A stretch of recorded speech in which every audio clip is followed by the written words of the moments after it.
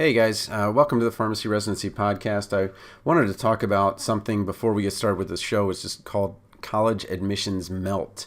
College Admissions Melt is where students have accepted an admission to a school, like pharmacy school or something like that, and they don't end up going.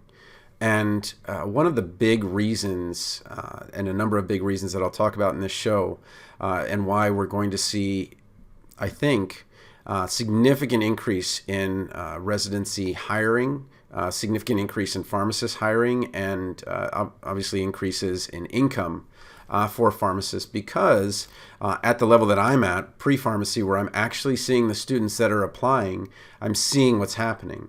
And three of the things that they're really concerned about are, one, less students are going to pharmacy school, and AACP even has it in bold on the website that there is a decline in admissions. And that, of course, when people are not doing something, you're like, well, why aren't you doing it?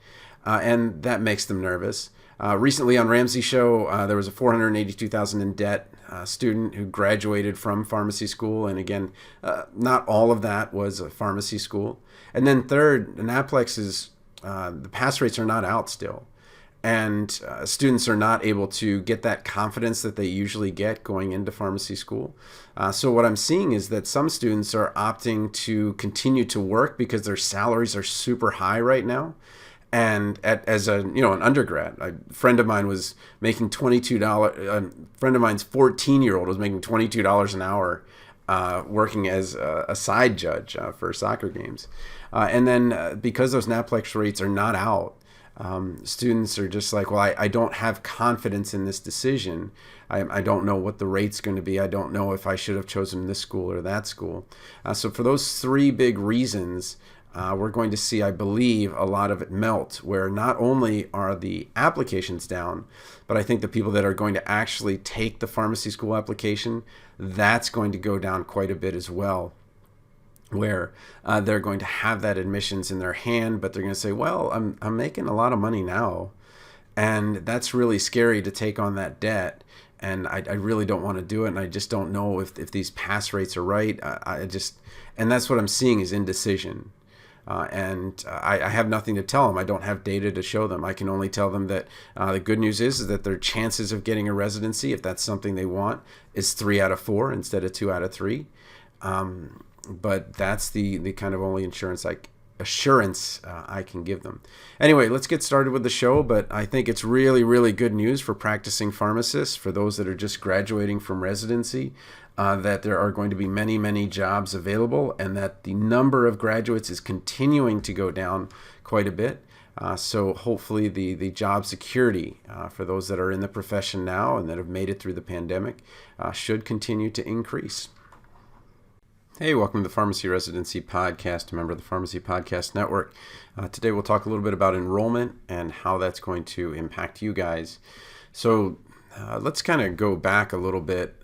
There's actually 1 million fewer students in college in undergrad. I know as a community college professor, we're certainly seeing it.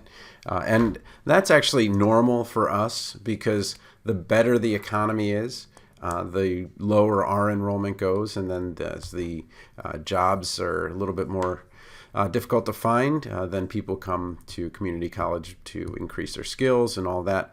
Fully 50% of our programs are liberal arts and sciences, 50% are, kind of the get the job after a year or 2 years type of program. So again, in about 2015, there were about 16.5 million students, and that has gone down to about 14.5 million students in 2021. And so we've lost about 6.5% from fall 2019. So that's undergrad, which is going to be going into pharmacy school. Now, the data on the AACP website is super, super old relative to what I'm talking about. They highlighted it. I didn't. That first professional student pharmacist enrollments were down 5% compared to fall 2019. So that would be 2020 looking back at fall 2019. And then attrition, that hasn't really moved too much. It's about 12%. So about, 87%, a little bit more than that will finish. What we're at right now is moving into next year. When you look at the private schools, they're down about 8%, and then the publics are down about, I think it was 5%. And when we talk about this is great news for those that want to do a residency. This is great news for current pharmacists and pharmacists that are just getting out, as there are just going to be fewer and fewer pharmacists going into the field.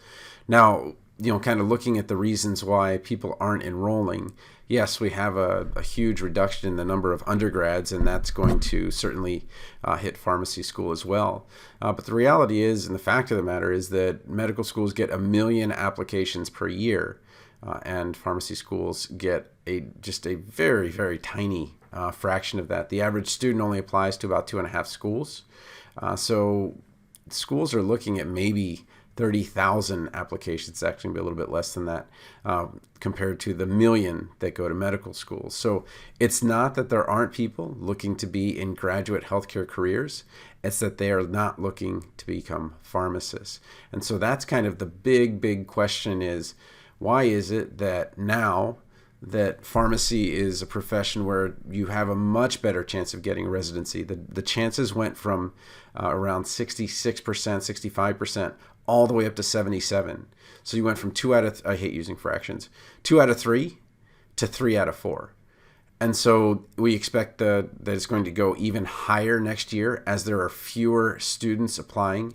And each following year, if the number of residencies continue to go up and the number of graduates continue to go down, again, we're going to get really close to where the medical students are, where those that want it are able to get a residency. Now, that's the thing, is that the number that wanted it is actually lower. So even accounting for any kind of reduction in enrollment, fewer people want to do a residency, and that makes a lot of sense. The prices of pharmacy schools continue to go up, and just having been in school for 4 years, I remember I was just so desperate to get out of there and to get into a job and to, have no homework or to not work for free. Well, it wasn't free. I was paying someone to work, and pay off the loans, get on with my life, that kind of thing. And I very much understand what these students are doing. But what also we had, or was a problem, is that students were graduating from residency, and now, is the residency market saturated? But what's going to happen is that we're going to although we're going to kind of continue to fill those residencies for a number of years, eventually, if the trends continue, there's going to be fewer residency graduates. And so this is all great news for those that are in pharmacy. As professionals are graduating now, that pharmacy schools will continue to graduate fewer and fewer students, so that the number of pharmacists continues to drop. And then we've got a huge number that are going to be retiring as we kind of go through this wave. So just a great time to graduate from pharmacy school, as long as you were kind of mindful about the student loan. And then we have this, which is, and I get it, the Ramsey show always puts like the big numbers on to say, okay, well, if it bleeds, it leads. That's an old news saying. And so person's $482,000 in debt, and what they don't tell you is that this is a pharmacist graduating, and they live in Mansfield, Ohio, so I don't know if they went to an Ohio pharmacy school. But that debt includes the student loans, and this is a 30-something. So it's an interesting thing to listen to. But what you want to do is just kind of take that to heart. As I get it, pharmacists are doing okay with their salary. There's PSLF and some forgiveness if you do things right. But man, that is a really tough way to start. And what's happening is, at least what I'm seeing as a pre-pharmacy advisor, is that students are being very mindful of what's coming up, and they're like, oh, I just don't see the value if I'm going to be making, $17, $20 an hour right now, what is the value in going into this kind of debt? And yes, we have an in-state school here where tuition is relatively modest, a little bit over $100,000 for the tuition. And again, I've talked about how I want to pay that for my kids, and it's just kind of a challenge my wife and I are going to have, because I know she wants to have them learn about money and things like that, and so we'll kind of figure out how to kind of balance that. But when I look at this kind of debt, I'm just like, oh my gosh, what do you do? And you're a financial pharmacist; those guys are great. They can really help you. Or if you're just looking at student loan planner also has a great program. But kind of getting back to what I'm hoping is that as these enrollment numbers continue to decline, you're going to see salaries go up. Now, one thing that we were a little bit surprised about was the lack of NABP score. And so when you look at NABP, you see that we are still looking at the 2020 graduates. Now you would say, well, is this late? Is this what they usually do? And the answer is yes, it's very late. Usually it's going to be right around the time that match results come out, that NABP comes out with their numbers. Now, I understand there was the error with the 400 or so students that either, I think it was that they were told they didn't pass, and actually some of them passed, and then I think 20 or 30 thought they passed, but they actually didn't, and just kind of a debacle. And I understand why they're kind of holding on to that. But what this does at a pre-pharmacy level, students are like, well, if I can't even know how the pass rate is at a school, then how can I possibly enroll and spend $250,000, $200,000? They just don't have the information. And so a lot of them are just saying, well, I'm okay with going and applying to medical school, seeing how I do with that instead. And I think that that's something where pharmacy schools have really kind of missed the mark in being very transparent about these types of things. So I saw that there was a school that said, the average pass rate was like 90%, but the most recent was like 75 or in the 70s. And so that's very misleading. That, okay, we had a couple of 90s and then we've got a 70, and to say, well, over the last 3 years, we did fine, but the most recent one was not fine. And those types of things are the things that these students that are in pre-pharmacy are really nervous about, and they really don't want to commit that amount of money without all the information. And not having NAPLEX scores is a huge, huge part of it. Normally, they can kind of affirm their choice. So they've made a choice to go to some school. They can look at the NAPLEX rates middle of March and say, okay, I'm confident with that. But as of right now, you could go to pharmacy school, find out that your NAPLEX scores of a school went from 80 to 60, and that the school is on the decline. Or you could find out the other thing, which would be great, which is that it went from 80 to 90.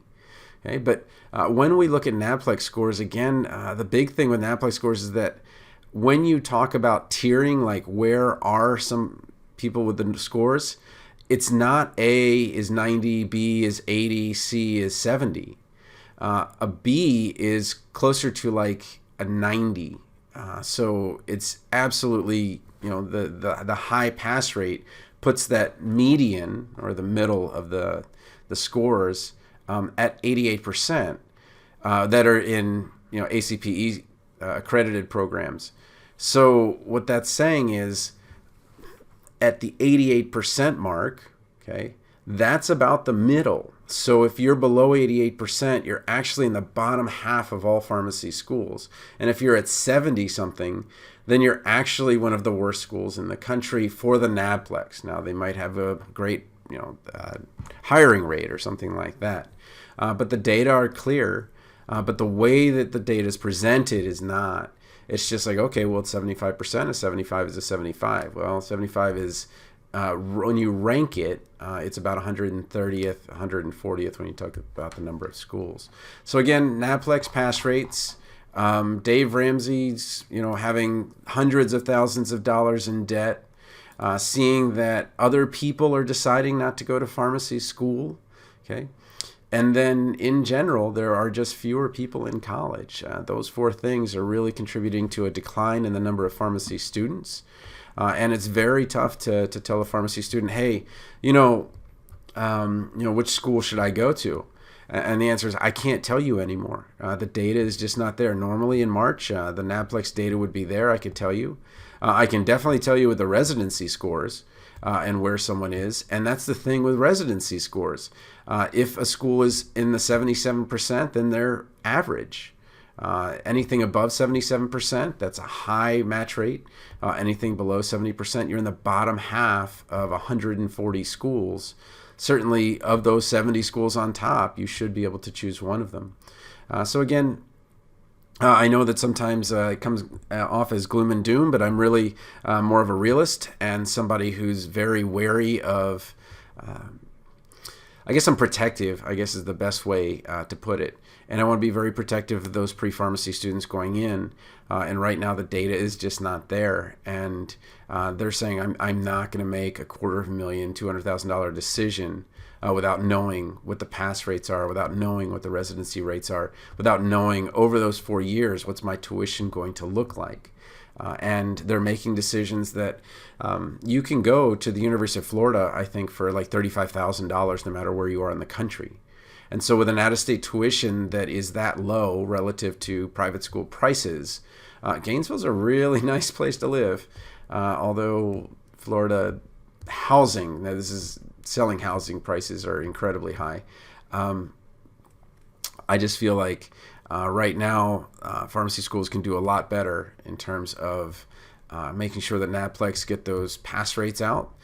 Making sure that they're mindful of helping the students get out of school with the least amount of debt possible. And that's going to happen very soon as, again, the privates are taking another 8% hit. The publics are taking another 5% hit in enrollment or applicants. But that's going to really impact enrollment because they're almost at 90% acceptance rate.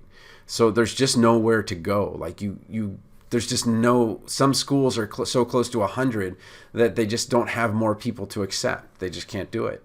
And what we're going to see is finally, the decline in enrollment to the point that you're going to start seeing some consolidating of these schools where some of the privates that have gone online may be able to survive, I think.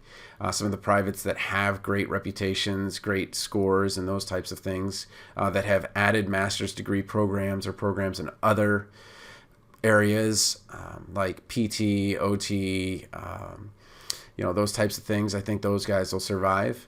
But I think next year we're going to see pharmacy schools with such low enrollments that they're going to have to start I hate to use the word shutting them down, but there are pharmacy schools that are just pharmacy school. And they were trying to be standalones. And that no longer is going to be a possibility. But those that are add-ons, that is, they've kind of added on to the school, they may be able to stay on if those professors' money is not coming from the pharmacy school.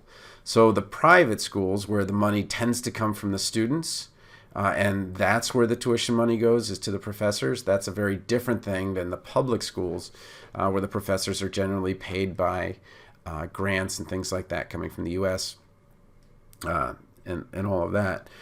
So I kind of wandered there, but bottom line is more jobs for residents that are graduating, more jobs from pharmacists that are there right now.